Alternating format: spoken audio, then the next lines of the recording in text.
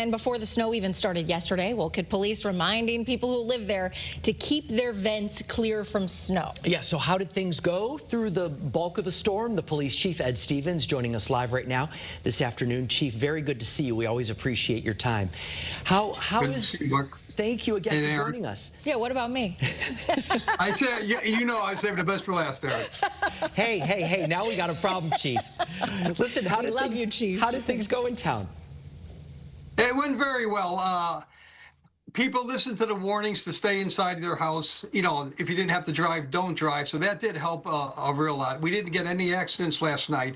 Our fire department was waiting for ambulance calls, and if we needed assistance, they would come out with us and shovel their way in to get, help people if they needed. Like you said, the vents, that warning went out a while ago, and people have gone and, cleared all their vents and stuff. So everything worked out because of the warnings. They're all listening, thanks to the news. Well, what do you think in terms of, obviously the storm will be winding down as we get into those later hours tonight, but then the risk of everything freezing over and it being very tricky driving out there. What's your best advice to residents? Right. Well, again, stay home if you don't have to go out. If you do, drive cautiously. Again, a lot of people figure they have four-wheel drive so they, go up any hills, but you have to come down those hills and it's not four-wheel stop. So, just tap your brakes as you're going down a hill. You come to a stop sign, again, slow down way before you would normally if the roads were dry. Use caution. That's it.